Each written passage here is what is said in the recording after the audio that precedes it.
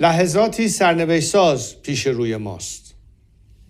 کمکی که رئیس جمهور ایالات متحده به مردم شجاع ایران وعده داده بود اکنون رسیده است. این یک مداخله بشردوستانه است و هدف آن جمهوری اسلامی دستگاه سرکوب و ماشین کشتار آن است، نه کشور و ملت بزرگ ایران. اما با وجود رسیدن این کمک، پیروزی نهایی همچنان به دست ما رقم خواهد خورد. این ما ملت ایران هستیم که در این آخرین نبرد کار را تمام خواهیم کرد. زمان بازگشت به خیابانها نزدیک است. اکنون که جمهوری اسلامی در حال فروپاشی است، پیام من به نیروهای نظامی، انتظامی و امنیتی کشور روشن است. شما سوگند خورده اید حافظ ایران و ملت ایران باشید، نه حافظ جمهوری اسلامی و سرکردگانش. وظیفه شما دفاع از مردم است، نه دفاع از رژیمی که با سرکوب و جنایت میهن ما را به گروگان گرفته است. به ملت بپیوندید و به یک گذار باثبات و امن کمک کنید. در غیر این صورت با کشتی در هم شکسته خامنه‌ای و رژیمش غرق خواهید شد.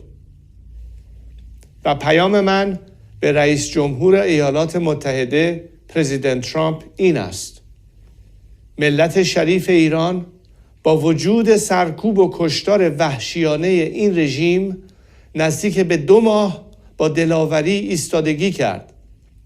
اینک از شما می‌خواهم بیشترین احتیاط ممکن را برای حفظ جان غیر نظامیان و هممیهنانم به کار ببرید. مردم ایران متحدان طبیعی شما و جهان آزادند و یاری شما در سخت‌ترین دوره تاریخ معاصر ایران را فراموش نخواهند کرد.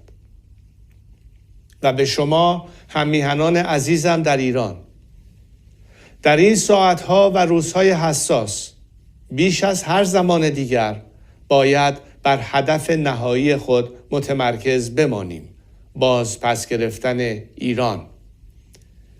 من از شما می‌خواهم که در حال حاضر در خانه‌های خود بمانید و آرامش و امنیت خود را حفظ کنید. هوشیار و آماده باشید تا در زمان مناسب که به طور دقیق به اطلاع شما خواهم رساند برای اقدام نهایی به خیابانها بازگردید. پیام‌های من را از طریق شبکه‌های اجتماعی و رسانه‌های ماهواره‌ای دنبال کنید. اگر در اینترنت و ماهواره اختلال ایجاد شد، از طریق امواج رادیویی با شما در تماس خواهم بود. ما به پیروزی نهایی بسیار نزدیکیم. می‌خواهم هر چه زودتر در کنار شما باشم تا با هم ایران را پس بگیریم و دوباره بسازیم. پاینده ایران.